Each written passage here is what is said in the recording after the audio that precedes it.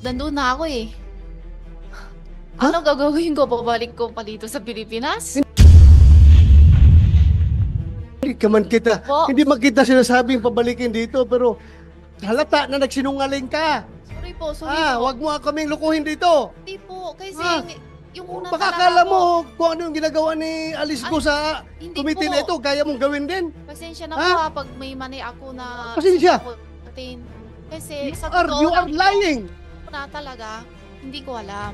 Eh, yung Makinig lalabas ka, na makinig sabi- ka. Makinig ka. Ha? Huwag mo kami lukuhin dito. Hindi po. Ha? Niluloko mo kami. Hindi po. Klaro na hindi ka nagtanong sa kapatid mo na bakit kayo magbangka at hating gabi tayo lalayas dito. Tapos sabihin mo sa amin ngayon na hindi mo alam na lalayas na pala kayo ng Pilipinas. Oo. Tell it to the Marines.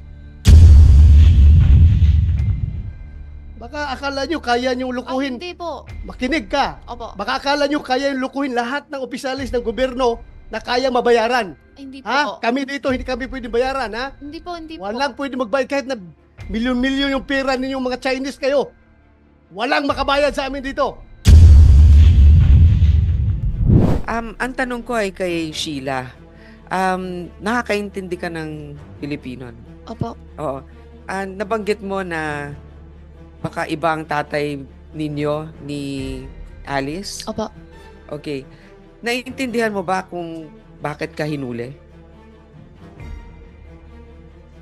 Naiintindihan mo ba ba't ka na-deport at naibalik dito? Opo. Ano yung dahilan na sinabi sa'yo? Hindi tama ako labas sa Pilipinas. Dahil merong hold departure order. Ngayon, alam mo na hinahanap namin yung kapatid mo, right? Hindi po. Hindi mo alam? Yun hindi ko alam. Hindi ka nanonood ng news? Hindi ba kayo... Simula sa first hinig niya, lahat ng news hindi ako focus. Hindi Okay. ko kaya. So, hindi kayo nag-uusap ng kapatid mo? Hindi siya sabi sa akin. Pero nakatira ba kayo sa isang bahay? Hindi po. Saan ka nakatira? Sa Bulacan po. And si Alice, Nasa Banban po. so hindi kayo nag-uusap? Hindi po. Pero magkasama kayo sa isang hotel sa Indonesia Opo. nung nagpunta kayo doon. Opo. Masasabi mo ba kung anong hindi kayo nag-usap? Bakit ganito tayo umalis ng Pilipinas? Huli na. Huli na. Opo. Sino nagsabi sa'yo, halika sakay tayo ng bangka, barko papunta Siya doon? po. Siya. Yes po. Anong sinabi niyang dahilan? Bakit kayo kailangan sumakay? Ang sabi niya, nalulungkot daw siya. Sabi niya, ate, samahan mo ako. May pupuntahan tayo, sabi niya. Yun lang yung dahilan. Opo. Wala kang asawa o Opo. wala. Okay, hindi mo naman siya tinanong bakit ka nalulungkot.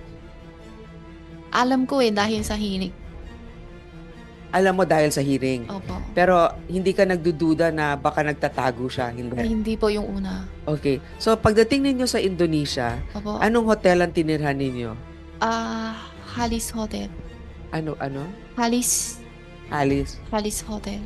Okay, paki-submit na lang isulat kung anong pangalan ng hotel. Pagdating doon, naghiwalay na kayo? Hindi pa. Doon 18 kami lubating. Hmm. Doon 19 o 20. Hindi ko sure kung araw-araw. 19 o 20 kami hiwalay. 19 or 20 kayo naghiwalay. Ngayon, nabanggit mo na hindi ka ba nagtaka bakit siya biglang nawala? Sabi niya sa akin, hiwalay muna kami. Wag daw ako marami tanungin, sabi niya. Yan ang sinabi niya sa'yo. Opo. So, anong perang mga dala-dala ninyo kung pupunta kayo doon? Wala ba siyang sinabi na dito lang tayo sandali, babalik ka rin ng Pilipinas? Walang ganon. Wala siya sinabi. So, ang iniisip mo, doon kayo sa Indonesia nang hindi mo alam kung gaano katagal. Opo. Nakakapagtaka yun. Ngayon, nabanggit mo na baka iba ang tatay ninyo, hindi ba? Hindi po. Ah, Sorry. yung tatay niyo pareho o iba? Tunay tatay iba. Iba kami. Yung tunay na tatay. Pero ang mga tunay na tatay ninyo parehong Chinese. Opo. Saan ka pinanganak? Pwede na ako sasagot kasi may kaso na po ako ito. Um, Madam Chair, has she submitted to the committee the details of her birth already?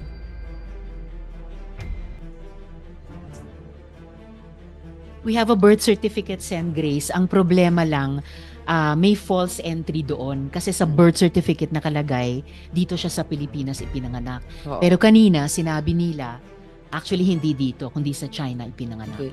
Sa tingin ko, nadadamay ka, hindi mo siguro alam lahat, pero may mga alam ka rin. Pero lumaki kang close sa kapatid mo, hindi. Hindi po. Magkahiwalay kayong lumaki. Opo. Okay. That will be all for now, Madam Madam Chair. Chair, Salamat, Sen. Grace. Before Before, clarify Sen. lang, can I just clarify lang yung sinabi briefly niya? please, kasi Opo, naghihintay si binanggit Sen. ni Doroy. Sen. Grace kanina, hindi kayo close ni Alice. Yung lumaki. Oh, hindi kayo close. Lumaki. Ano ibig sabihin nung hindi kayo close na lumaki? Yung malaki na ako at saka first time ko siya kita. Kasi Madam Chair, kaya ako binabanggit yon. Naguguluhan po ako na hindi sila close, pero si Alice ang nagdidesisyon para sa kanya. In fact, siya yung may Kasi hawak. po, ang intindihan ko po, ang sabi po madam, kung close pa kaming lumaki. Sabi ko hindi. So ang kasi ibig sabihin, hindi mo yung lang first- naintindihan, ang pagiging close, yung magkasabay kayong lumaki. Opo. Hindi kayo Tama. magkasabay lumaki. Pero close kayo kasi pag Oo, nagtitiwalaan mo opo. sa lahat. Pero hindi kami Oo. sabay lumaki. So kailan mo siya na-meet, yung sister mo si Yung Alice? first time ko dito sa Pilipinas. Doon lang kayo nagkita Opo. ni Alice? Opo. Oh, so paano kayong naging close kung first time lang kayo nagkita dito sa Pilipinas, hindi kayo pareho ng pinaglakihan na lugar. Pero naging close kamo yung kayo. first time ko siya kita, 17 o 18 years old na ako eh. Mhm. Ngayon 14 ha eh. Oh, tapos Ilang naging taon close na kami kayo noon. Opo. Nung magkita na Opo. kayo. Kahit na hindi kayo pareho ng bahay na tinitirahan. Opo. Naging close kayo. Okay. Thank you. Salamat, Sen. Joel. Sen. Doroy. Thank you, Madam Chair. Sheila, Pa. totoo ba yung sinabi mo kanina na hindi mo alam na ang purpose bakit kayo umalis? Sinabi mo lang na malungkot lang si Opo. Alice kaya alis kayo? Kapatid ko eh. Oh, so Sumama hindi mo ako alam siya na talaga. maglayas na pala kayo? Hindi po. Ha? Hindi po. Sigurado ka? Yes. Tapos, Sigurado po ako. Hindi mo sa tinanong bakit tayo sasakay ng bangka papuntang Malaysia na may eroplano naman? Una, hindi siya sabi sa akin na Ha? punta Malaysia. Oh, Ang sabi lang siya sa akin, samahan ko siya. May pupuntahan lang. tapos hindi ka nagtanong bakit tayo palipat-lipat ng bangka nito? Maliit, Yun, lipat ng malaki. Doon sa, naduda na ako eh. Nandun na ako eh. Ano gagawin ko? Pabalik ko pa dito sa Pilipinas? Hindi ka man kita, Po. hindi man kita sinasabing pabalikin dito, pero halata na nagsinungaling ka. Sorry po, sorry po. Wag mo kaming lukuhin dito. Hindi po, kasi Ah. yung una Baka talaga akala po, mo kung ano yung ginagawa ni Alice ko sa hindi committee po. na ito, kaya mong gawin din. Pasensya na Ha? po pag may mani ako na... Pasensya. Kasi sa You are lang, lying. na talaga, hindi ko alam. Yung Makinig lalabas ka, na makinig sabi- ka. Makinig ka. Ha? Huwag mo kami lukuhin dito. Hindi po, Ha? Niluloko mo kami. hindi po. Klaro na hindi ka nagtanong sa kapatid mo na bakit kayo magbangka at hating gabi tayo lalayas dito. Tapos sabihin mo sa amin ngayon na hindi mo alam na lalayas na pala kayo ng Pilipinas. Oo. Tell it to the Marines. Huwag mo kami lukuhin dito. Hindi I will po. not move for your contempt. I will not move Hindi for po. you Hindi for you to po, be cited in ganun contempt. po. Ako lang nagpalabas lang ako ng hinanakit ko dahil parang niluloko mo kami dito sa Hindi committee. po. Ha? Hindi po. I'm not asking your answer. I'm just stating the facts. Ha? Yun lang. Baka akala nyo kaya nyo Ay, lukuhin. hindi po. Makinig ka. Opo. Baka akala nyo kaya nyo lukuhin lahat ng opisyalis ng gobyerno na kaya mabayaran. Hindi po. Ha? Kami dito, hindi kami pwede bayaran. Ha? Hindi po, hindi po. Walang pwede magbayad kahit na milyon-milyon yung pera ninyong mga Chinese kayo. Walang makabayad sa amin dito. Kaya huwag mo kami lukuhin. Attorney Galicia, Yes, Your Honor. Ako, just to set the record straight, Madam Chair. Klarong-klaro, Madam Chair, sa pandinig ko, kahit na yung tenga ko ay sira na ito sa kakaputok ng baril, dinig na dinig ko sinabi ni Atty. Galicia kanina na tinawagan siya ng certain Alan. Tapos ngayon, nung sinabi na niya ngayon na dinay na niya na hindi niya alam yung last name ng Alan na tumawag sa kanya, nagbago ng statement niya na ang tumawag doon sa kanya, sekretary niya. Hindi ba halata, attorney, na umiiwas ka? Dahil kung si Alan ang tumawag sa iyo, sigurado yan, Alan de la Cruz. Lalabas yan sa cellphone mo eh. Hindi ka man magpunbok ng first name lang. May last name yan, Alan de la Cruz. Ngayon, nung tinanong ka kung anong family name ni Alan, nagbago ng istorya mo. Sabi mo na, ang nagtawag sa iyo, yung sekretary mo. Dinig na dinig ko, attorney, kahit i-playback natin yung recordings dito. Sinabi mo kanina, kay yung tanong ni Senator Joel o ni Senator Risa, na may tumawag sa iyo, Alan, huwag tayong maglukuhan dito dahil nakakahiya na, puro tayo lukuhan dito. Ayusin natin ito. Attorney, you are facing a committee na nag-imbestiga. So, are you holding on to your next second statement na hindi si Alan tumawag sa iyo? Opo, Ipe-play ko yung recording dito. hindi po talaga, Senator. In fact po, Pero sinabi mo kanina na si Alan ang tumawag sa iyo. hindi po talaga siya tumawag sa akin. Sek, Madam Chair, baka pwede natin Yes, Kung Senator. baka lalabas ako ang nagsinungaling dito kahit Ay, na naman may, po. may kabingihan na ako. Comsec, para lang mapalagay ang loob naming lahat, no? Paki-provide sa amin yung portion na yun ng transcript. Yes, kung ano ang sinabi ni Attorney Galicia tungkol dun sa pagtawag nung Alan sa kanya. Mm-mm. At saka, if I may interject, Senator, Attorney Galicia,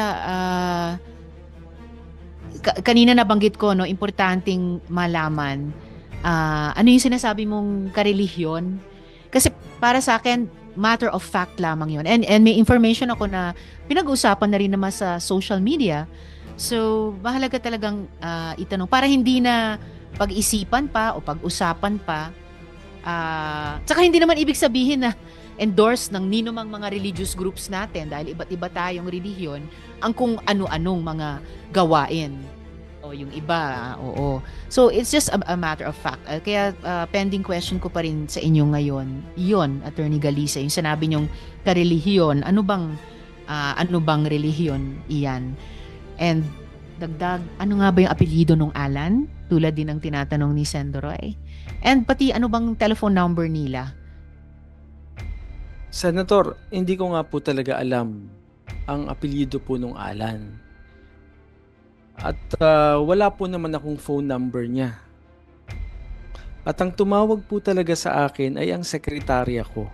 Kung nagkamali man po Iniintay ako, namin yung sige transcript po, sige niyan. po. In Kung fact you po, were saying, kung nagkamali man kayo, kung nagkamali man po ako siguro kanina sa pagsasalita kasi nakaka-tense po kasi yung nandito ako at nagsasalita sa harap ninyo. mas Hindi matitense po ako, kasi- attorney, kung hindi nyo sasabihin lahat ng totoong sagot sa aming mga tanong. Opo, pero hindi po ako nagsisinungaling. So ano nga po ba yung, sabi nyo magka-relihiyon kayo nung Alan. So ano ba yung relihiyon nyo na sinasabi nyo?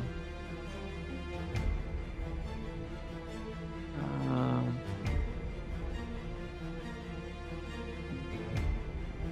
Or kung gusto nyong isulat na lang sa chair and then isasabihin ko sa mga kasamahan ko or babasahin ko ba? I mean, katoliko ako. Pag ako nagkasalanan or kung gumawa ako ng krimen, hindi yun sinasang-ayunan ng simbahan at Santo Papa. Madam Chair, Yes, Sendoroy. just for the record, basta sigurado ka, attorney, hindi Kingdom of Jesus Christ, ha? hindi Hindi kay Buloy. Hindi po. Okay. Yun pala. That's And in fact, that's Sendoroy, exactly, kahit lahat ng KOJC, hindi ko nilalahat. Madam Chair, may I Joel, just before pound we on what continue. you are saying? Kasi Attorney Galicia, baka kasi akalain ng lahat, kahit banggitin na po, lalo ngayon na parang nagkaroon ng lal bago banggitin yung relihiyon. Wala akong kinalaman yung relihiyon na sa anumang gagawin po natin dahil sariling desisyon po natin yon. Ngayon, pag hindi nyo po sinabi rin, yun ang magiging dating kasi sa taong bayan na parang pag ganito yung relihiyon, ganito yung gagawin. Hindi po ganon. Kaya paulit-ulit po nating sinasabi yun, walang kinalaman ng anumang paniniwala o relihiyon dito dahil sa huli, ang bawat desisyon na gagawin natin, the decision we make dictates the life we live. So, yun po yun, no? Tayo yung nagdidesisyon sa bawat desisyon natin. Walang kinalaman yung relihiyon. Salamat, Madam Chair. Salamat, Sen Joel. Attorney Galicia, familiar po ba kayo sa Diaryo Arangkada? May Opo. role ba kayo doon? Meron po. Okay, so familiar. Ano pong role nyo doon sa Diaryo Ako po Arangkada? yung publisher nun. Okay, publisher. So, parte po talaga kayo sa Diaryo. So, bakit yung sinasabi na di kayo updated sa balita? Hindi ba Arangkada dapat up to date? Hindi ba kino-cover ng Diaryo Arangkada itong mga pagdinig namin tungkol kay Alice In-expect Guo? ko na po na yun po ay sasabihin po ninyo. Yes. Pero sabi ko nga po sa inyo, I'm just trying to be truthful po sa pagsasalita ko dito. Pero sa totoo lang po, hindi ko po talaga alam na may warrant of arrest siya. Hindi ko alam kung maniniwala kayo sa akin, pero yun po ang totoo. Well, mahirap po sa publisher ng Diaryo Arangkada. Kung Diaryo Atrasado, maniniwala ako na hindi nyo alam na may warrant of arrest po sila. Attorney, lumaki daw si Alice Guo sa farm at nakatira sa Tarlac. Bakit kaya sa Bulacan pa po siya nagpanotaryo? Yan po, alam ko po, tatanungin nyo rin po yan at ang sagot ko po ay hindi ko po alam. Sa lahat naman ng notaryo sa Bulacan, bakit kayo pa po ang pinili niya? No? Hindi ko rin po masasagot. Kung personal Tinanong nyo ba siya kung sino nag-rekomenda sa kanya sa inyo para maging notaryo niya? wala po akong natanong na ganun eh. Ang sabi niya lang po sa akin, alis na lang po, salamat po attorney at wala na pong gustong tumulong sa akin. Parang, I wish that were true, pero hindi totoo eh. Mukhang maraming tumutulong na makatakas at kung ano-ano pa, makagawa ng mga akusasyon laban sa kanya na di umano ay kanyang ginawa at dahan-dahan eh. Nagsasurface po kami ng mga ebidensya dito sa aming mga pagdinig. So, sinasabi niyo po, lahat ito coincidence lang na dinami-dami ng mga abogado at notaryo sa Pilipinas na kayo ang napili ni Alice Guo na maging notaryo sa kanya. Siguro po, Senator. Madam Chair, Yes, sir. hindi ko Senator kaya Bell. dahil Attorney Galicia, dahil alam ni Alice Guo na magnonotaryo kayo sa kanya kahit hindi nyo siya kilala, magnonotaryo kayo sa kanya na subscribe and sworn before me kahit hindi siya nakaharap, kaya po siya lumapit sa inyo. Hindi ko kaya ganon? Hindi ko po yan alam, Senator. Pero siguro yun po yung dahilan. Ako, naniniwala po ako, yun po yung dahilan. Kasi sabi nyo kanina, hindi nyo po siya kilala, pero kung hindi nyo po kilala, di dapat mas lalo kayong naging mas maingat dahil gusto nyong malaman yung katotohanan dahil hindi nyo po siya kilala. But then again, hindi nyo po siya pinababa, nasa sasakyan po siya, hindi nyo po siya pinasumpa, hindi nyo po siya pinaglag doon sa inyong logbook, at binigyan nyo siya ng special treatment, kumbaga, attorney. Kaya para sabihin po na usual lang po, hindi po usual yung nangyari po dahil hindi nyo po ginagawa ito lagi-lagi doon po sa inyong opisina. Thank you, Madam Chair. Salamat, Sen Joel. At Attorney Galicia, may isa pang bagay na may misteryosohan ako tungkol sa pagpapanotaryong ito. Ayon sa isang interview sa isang opisyal, sinabi mo na hindi nyo siningil si Alice Guo para sa ibinigay nyong serbisyo. Ano po yung dahilan na inilibre nyo siya? Hindi ko po siya intentional na nilibre. Hindi ko na lang ho siya talaga nasingil. Paano po nangyayari yun? Naku sir, ang mga abogado, mga profesional, masinop, di ba? Ayan, may mga nagwo-walk out na po at hindi na nakakayanan. Paano po nangyari na nalibre po ninyo siya? Meron po bang sumagot na sa pagbayad sa pagpapanotaryo? Wala naman pong bayad talaga. Wala. Paano po magsusurvive ang bawat firm or opisina ng mga abogado o notaryo kung hindi po masinop, no? Kahit sa ganitong mga Marami bagay. po ako actually nanonotaryong wala namang bayad. Okay, pero dito kami pinaka-interesado sa taong ito na ninotaryohan nyo ang mga dokumento na hindi nyo pinasumpa, hindi nyo pinapirma sa notarial book, hindi nyo pinababa sa kanyang sasakyan para umakyat sa opisina nyo at nalibre nyo pa sa huli. At inuulit ko po, Attorney Galicia, yung hiling ni Sen Grace, hinihiling na rin po ng chair, paki-submit in writing kahit sa COMSEC namin yung inyong sinasabing relihiyon na magkarelihiyon kayo ni Alan. Tungkol pa rin sa notarization ni Attorney Galicia, Yusek T, ano po yung mga epekto nitong parang irregular na notarization sa mga filings ni Alice Guo? Ang interest ko dyan, ibig sabihin ba mas bibilis ang pag-andar ng mga kaso? May hearing po tayo mamayang hapon para sa preliminary investigation. 2 p.m. ang schedule. Isa sa mga pag-uusapan na dun sa hearing na to ay ang status ng motion to reopen case with motion to admit counter affidavit ni Alice Guo.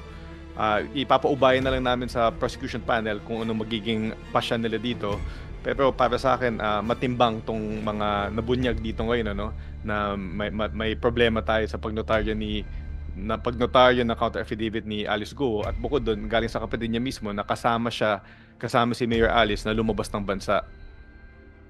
Salamat, Yusek T. Nako, 2:00 pala yun. I hope hindi nyo kailangang puntahan yon kasi okay, malapit na po kayong mahuli kung sakali. Sige, bago yung mga tanong naman para kay Attorney David, isang follow-up question kina Director Casio ng PAOK kaugnay nung ipinakita natin kanina kay Miss Sheila na passport sa stamps. Na-confirm nyo po ba ng PAOK na sina Alice at Sheila Guo ay talagang pumasok sa Kuala Lumpur noong July 18 mula sa Denpasar? Kasi ang tatak dun sa passport niya ay Sabah. So paano posibleng nasa dalawang parehong lugar sila sa Malaysia, KL at saka Sabah sa parehong araw na July 18? I am also caught unaware as to how that happened, Madam Chair. In fact, when you showed the picture, I had to confirm with my counterparts in Malaysia, and they stand by their statement that she was in Kuala Lumpur, July 18, 12:10 or thereabouts in the morning, coming from Denpasar, Bali. So, ayon sa Malaysian Immigration Authorities, 12:10 ng madaling araw, nasa KL I am siya. not quite sure about the specific time, but she arrived in Kuala Lumpur from Denpasar, Bali early morning of 18. Early morning of 18 from Denpasar, Bali. And yung stamp nung pagdating niya di umano sa Sabah ay ibang oras? I was not able to take a look at the document, Madam Chair. Okay. But then again, my colleague, my counterpart in Malaysia is insisting that she presented herself in Kuala Lumpur, July 18. Okay, so kailangan nating at least dalawang bagay siguruhin anong oras siya di umano dumating sa Sabah. And pangalawa, kung parehong oras na nasa KL siya or masyadong magkalapit na oras, bukod sa pagtatanong kanina sa NBI kung may doppelganger or look-alike si Alice Guo, don't tell me, itatanungin pa natin kung may look-alike o doppelganger si Miss Sheila. So, mga tanong naman kay Attorney David. Attorney, sa mga statements nyo sa media, binanggit nyo na nag-exchange kayo ng mga recent calls at maraming recent calls kay Alice Guo. Saan po kayo nagtatawagan? Sa internet, iba-iba. Sa internet. So, pero sa mga internet calls iyon, may area code po ba na number ng ginagamit niya? Wala po Wala. So, hindi ko maitatanong kung mula sa Pilipinas ba siya tumatawag na +63 wala. ang country code. Merong ibang identifying numbers po ba dun sa internet calls nila sa inyo? Pwede mo pa check para sigurado. Paki-check. Actually, it's good you ask that kasi itatanong ko talaga kung una sino ang provider, Globe Smart dito, sino po ba ang internet service provider dun sa internet calls nyo ni Mayor Alice? Yeah, Yes, Wala Sen. naman, wala pong number. Walang identifying numbers. Sinong ISP nyo para dun sa internet Ano po calls? yung ISP? Internet service provider. Sinong internet service provider ninyo sa Ako calls po, na yun? Globe po ako eh. Globe po kayo. Oo. Alright. At may proof po kayo sa mga alleged calls na ito at handa ba kayong isubmit yung mga calls na ito sa komite? Ah, The alleged number of course will be gusto treated ko rin po, confidential. pero meron po kasi akong lawyer-client privilege. At I hope you understand ho na may oath po ako to maintain the whatever information na binigay sa akin. Okay, anong app ang gamit ninyo? Dito sa internet calls na ito. Ako po, meron po akong Telegram, Mhm. Signal, Viber, Messenger, WhatsApp, WeChat. Marami ho. Lahat. Aha. So, alin ang ginagamit nyo ni Mayor Alice sa pagtatawagan ninyo recently? Paiba-iba ho. Dati ho, Viber. Okay. Noong una ho, before when we were still attending the Senate hearing, we were using the regular Globe number. Yes. And then we shifted to Viber and then Signal. And lately, we were using the WeChat. Okay. So, yes, bago ako magpatuloy, Sen. Grace. Actually, Madam Chair, yung precautionary hold departure order, kasi meron naman talagang warrant of arrest na. Tapos may pag-uusap din ng DOJ na magkakaroon ng precautionary hold departure order. Pero bakit hindi yon na-file? Bakit, di ba? So, yung ating mga pantalan, yung ating mga airports, wala talagang hold departure, di ba? Yusek T, please. Tama yon, hindi po nag-apply ng PHDO ang mga fiscal natin. Ngunit may ILBO naman na in-issue na si Secretary Remulla sa Bureau of Immigration. Para sa amin, yung ILBO, pag ipagsama ito dun sa outstanding warrant of arrest ni Mayor Guo at pati na din dun sa pangangailangan niya ng travel authority bago makalabas ng bansa bilang isang public official ay sapat na, no? Parang ang sinabi sa akin ng mga naghahawak na fiscal na as a matter of strategy, di na muna nila sinalang yung PHDO. So, meron naman lookout bulletin, di ba? So, meron yun ang meron. Meron po. So, are the immigration officials, were they briefed na this is a person of interest? At saka, you're right, government official, hinihingan talaga tayo ng authority to travel. And she's popular enough. Now, my question is, barko pala, bangka yata yung ginamit, di ba? So, nasa jurisdiction yan ng Marina, ng Coast Guard, ng Philippine Coast Guard. Paano ba pag sa Philippine Coast Guard? Kasi I understand we have like one of the longest coastlines in the world, di ba? So it's really difficult to watch. Pero, so paano yun? Pagka umaalis sila, wala ba nag-check? Di ba? Nagre-report yan? Kung pumunta sa isang resort, may I have a response from the PCG? Vice Admiral Punsalan. Thank you, Madam Chair, Your Honor.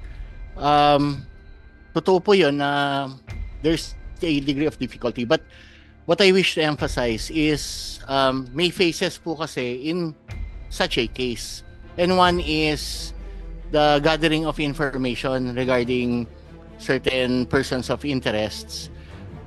We were finding out among our troops on the ground, and amongst the people that we were able to contact, yung alert notice po, in fact, I remember na site po kanina, AFP was provided, but our records show that the Coast Guard was not informed of this alert.